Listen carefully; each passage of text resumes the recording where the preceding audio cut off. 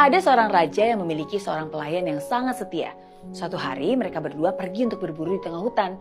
Di tengah hutan, si pelayan berkata kepada sang raja, "Tenang yang mulia, Tuhan pasti melindungi kita meskipun di tengah hutan. Karena apa yang menjadi rencananya begitu sempurna." Namun, ternyata gak lama kemudian nasib sial menimpa sang raja. Seekor binatang buas menyerang sang raja.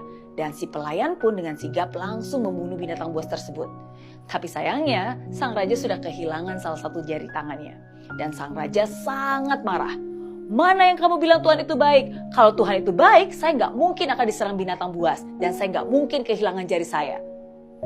Dengan tenang, si pelayan pun menjawab, "Yang mulia, percayalah bahwa Tuhan selalu baik dan rencananya begitu sempurna." Sekembalinya ke istana, sang raja langsung memerintahkan para pengawal untuk memenjarakan si pelayan. "Pengawal, tangkap dia. Dia telah membuat nyawaku terancam." Begitu kata sang raja. Meskipun begitu, si pelayan tetap mengulang kalimat yang sama. "Yang mulia, Tuhan itu baik dan rencananya begitu sempurna." Beberapa bulan kemudian, sang raja kembali pergi berburu. Namun kali ini dia sendirian.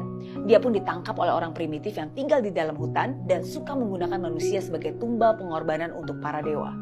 Saat mau dikorbankan, suku primitif itu baru menyadari bahwa ternyata jari sang raja nggak lengkap.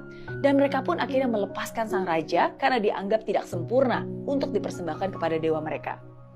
Saat kembali ke istana, sang raja mengeluarkan si pelayan dari penjara. "Pelayanku, ternyata apa yang kamu katakan benar. Tuhan sungguh baik. Aku hampir aja dibunuh oleh orang primitif.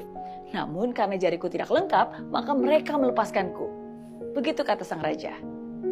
"Tapi kalau Tuhan itu baik, kenapa Tuhan membiarkan aku untuk memenjarakanmu?" Begitu lanjut sang raja.